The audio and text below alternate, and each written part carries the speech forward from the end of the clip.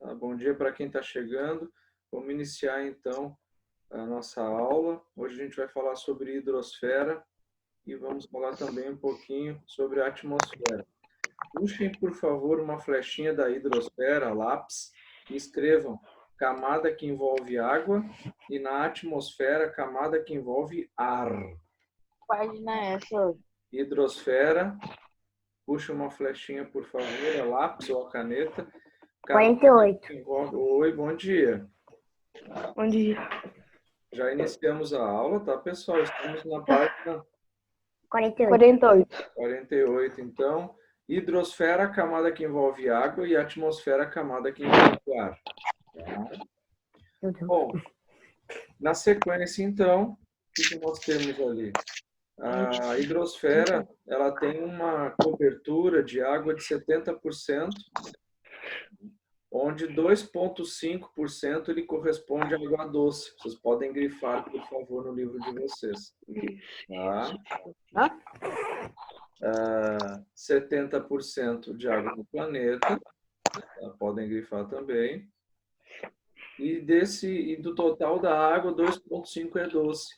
E o que compreende essa água doce?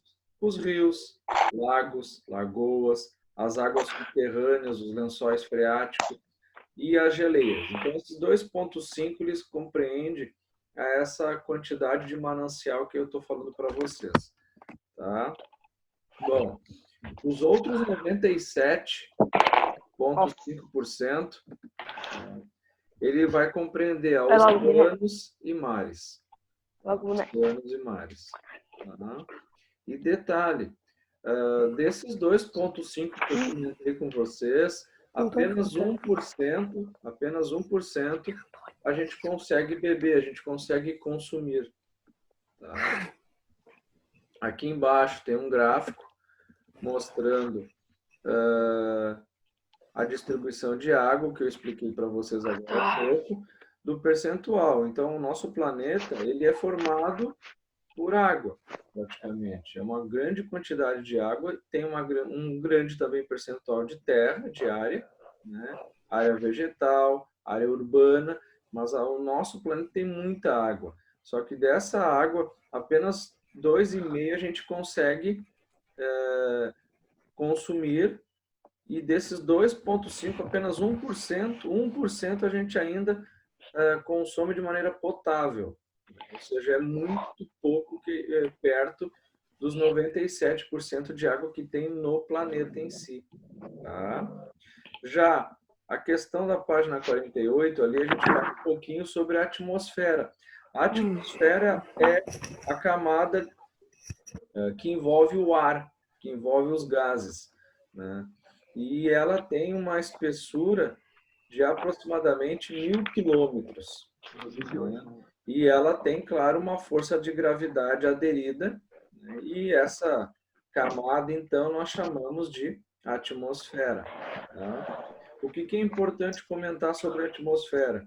O nitrogênio, ele é um gás que nós respiramos, mas nós não absorvemos ele. Nós não absorvemos. A gente inspira e expira esse gás. Já o oxigênio, a gente é obrigado a absorver, ou seja, aí a gente inspira o oxigênio e a gente expira, né, o gás carbônico. Né? Então, existem outros gases que também estão na atmosfera, com valores menos significativos, mas que nós, de certa forma, não absorvemos. Tá? Bom, a atmosfera ela é como se fosse um filtro. Por quê? Porque ela combate as radiações que vêm do espaço e também impede que muitos meteoroides cheguem até a superfície terrestre. Por favor, podem grifar essa frase aqui no livro de vocês, ó, que eu estou passando no livro. Tá? Podem grifar. Até rastro luminoso ali, tá bom?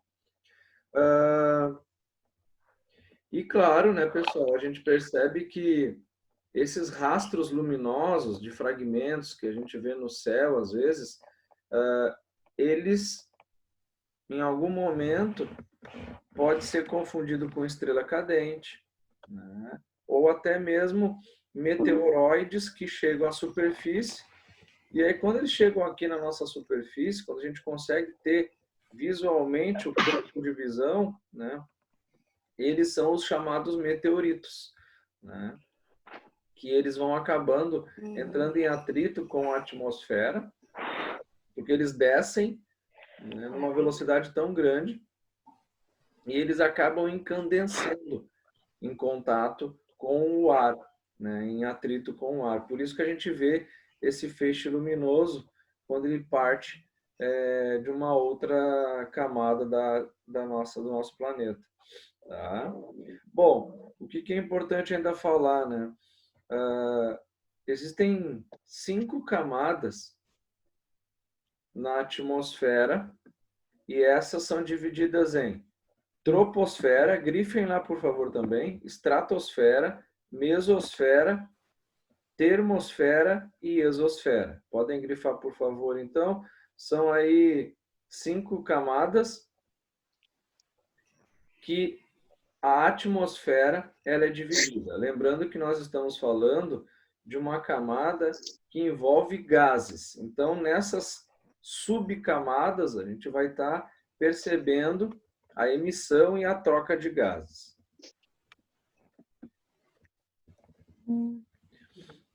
Aqui a gente vê uma imagem, acho que no livro de vocês possuem um pouquinho maior, né? Na página 49, por favor. Tá?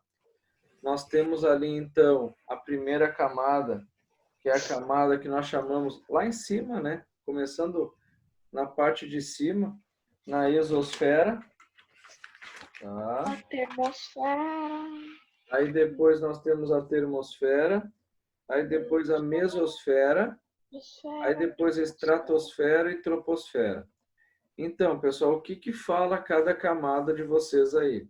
Tá?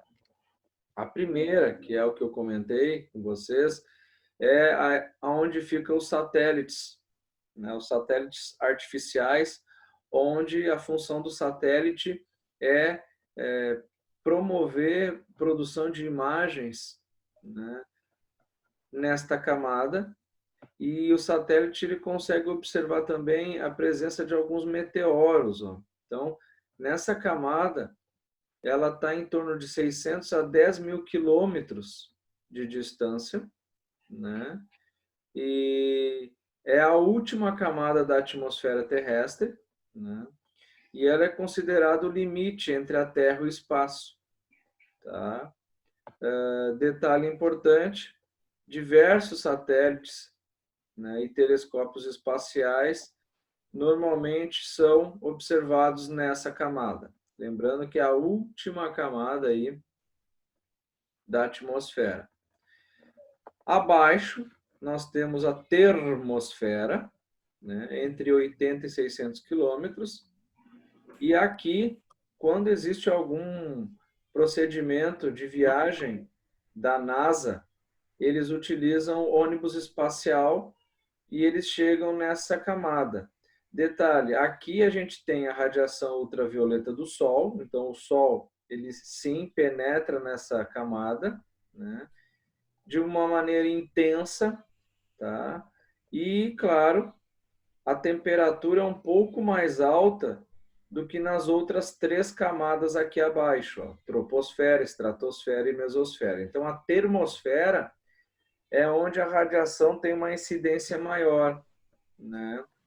E detalhe, aqui ainda existe propagações de ondas de rádio, tá? Então, são essas as características da termosfera.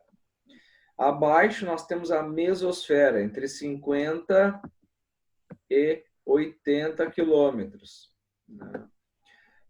Nessa camada da atmosfera, a temperatura é mais baixa. É mais baixa, pois não tem nuvens para absorver energia solar. Podem grifar, por favor, bem importante isso, né? A temperatura na mesosfera é uma temperatura baixa, tá?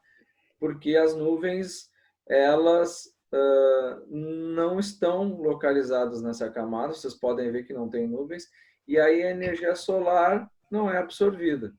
Tá? Doutor, Oi. que página eu cheguei agora? Oi? Que página eu cheguei agora? É 49. 49, tá? A aula está sendo gravada e depois eu vou colocar via Professos um link para quem quiser assistir novamente, tá, pessoal? Ô, Soro, Oi. eu cheguei faz uns 10 minutos. Tá. Eu estou na página 49, tá, João?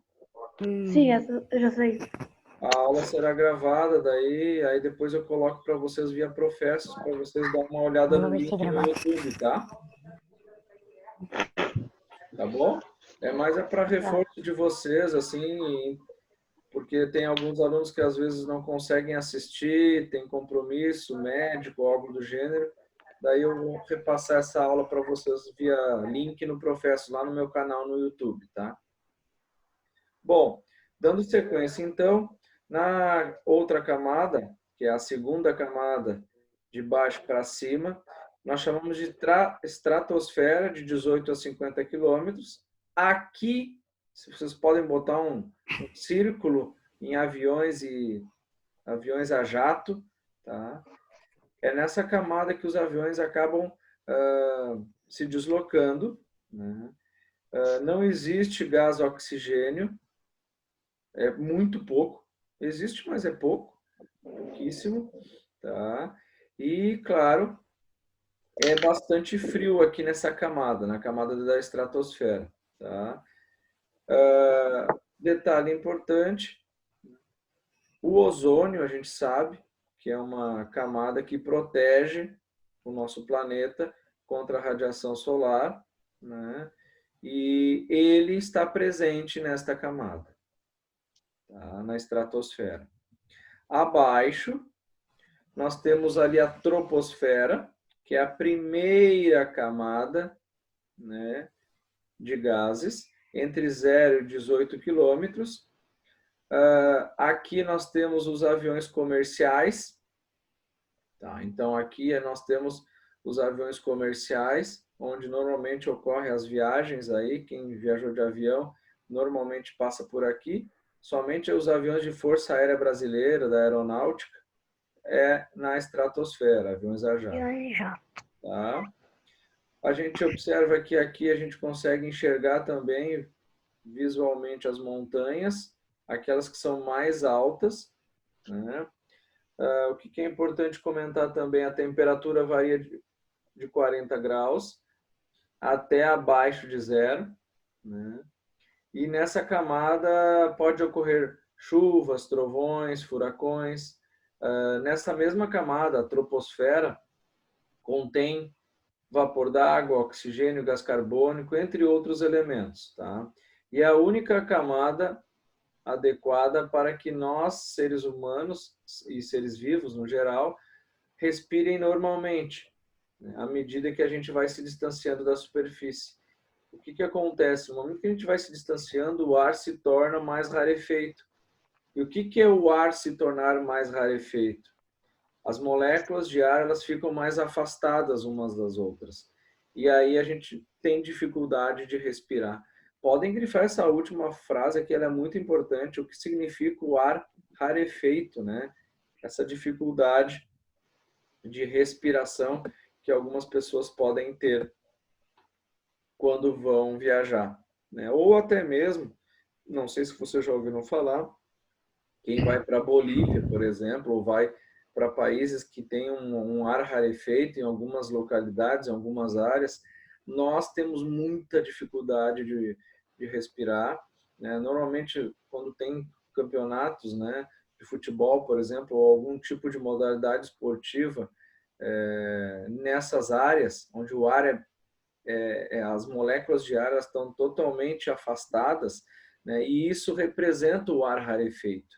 Aí essas pessoas parece que falta ar, e realmente falta, porque as moléculas estão afastadas e a gente não consegue ter a capacidade de montar, o ser humano não consegue montar fisicamente e fisiologicamente as moléculas para poder respirar. Então, é necessário quando a gente vai para esses países, que a gente possa fazer uma readaptação no local ou um preparo antes da viagem, né? Por isso que é fundamental ter um entendimento do conhecimento do país ou da área que a gente vai, que tem esse ar rarefeito, muito perigoso. Por exemplo, situações como o futebol, né?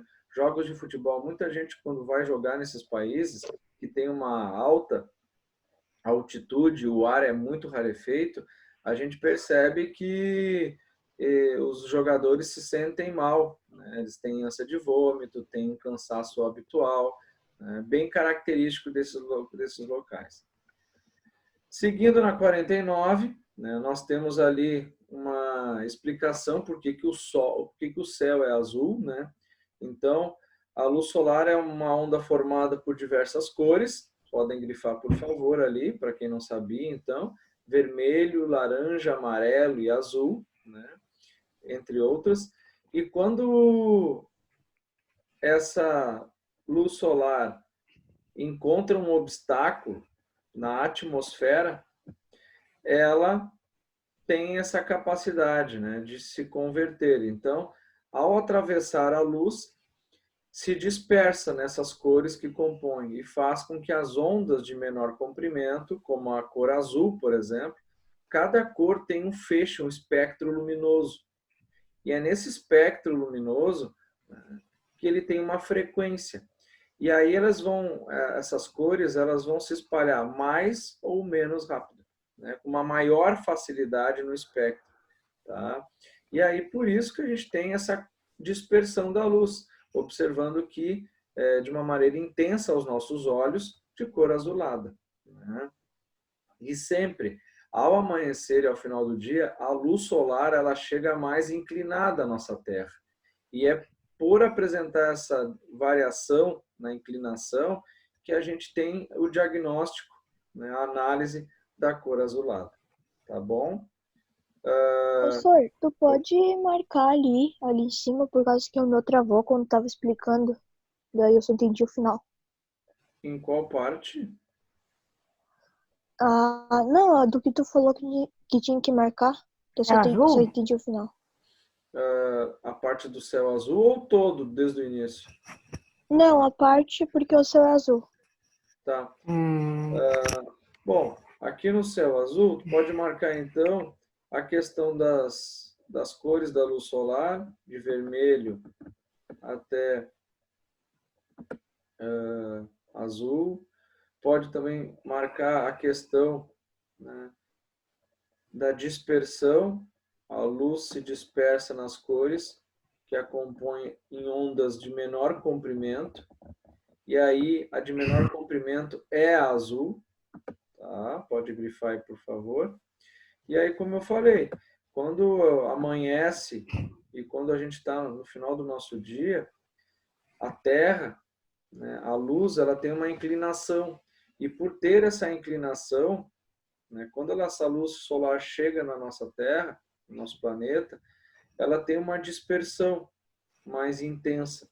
E aí, de certa forma, a atmosfera trabalha como se fosse um filtro. Então, são essas regiões que vocês necessitariam de grifar aqui. Tá? Deixa eu só a última parte aqui. Aqui. Beleza. Tá? Bom, pessoal, na página 50, vocês podem anotar, por favor, então, os primeiros exercícios para vocês me mandarem. Tá? Me mandem, hoje é quarta-feira, me enviem, então, como a gente teria 2 períodos, vocês podem me mandar hoje, até o final do meio-dia, tá? Os exercícios. Tá? Cara, não tô sem o meu livro. Eu tô em outro na minha casa e eu não trouxe o meu livro. Tá? Pessoal, assim, ó, com relação à questão do livro de vocês, tá? Procurem sempre, quando tem aula, levar os livros de vocês para as aulas. Isso facilita, tá? Então, vamos fazer assim, ó, hoje é quarta, né? Até sexta-feira, tá, pessoal? Vamos fazer até sexta-feira esses exercícios. Então, 4 exercícios do livro LP, ali da página...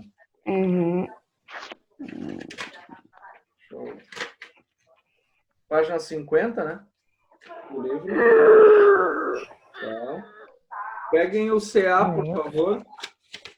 Caderno de atividades. Peguem o caderno de atividades. Porque agora eu tô com... o antigo. Vai. Pessoal, no CA, tá? Vocês podem me fazer os exercícios da página 27. Tá? 27? Tá certo também? É legal, é um caça-palavras, mais ou menos. É bom demais, é um caça-palavras. Pessoal, façam os exercícios da página 27, com exceção do número 25. O número 25 não é para fazer, tá? Ixi, Maria. É a última ali embaixo. Exercícios da página 27. Página 27, anotem, por favor.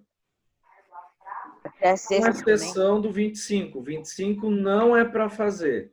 O 25 não é para fazer. Tá? Fazer os exercícios 22, 23 e 24. Podem fazer no livro ali mesmo, tá? Tirem foto e enviem junto com os exercícios da página 50 do LP. Tá? Alguma dúvida? Não. Professor, uma dúvida sim. Oi, não. Uma crachada. É pra sexta também, né? Sexta também.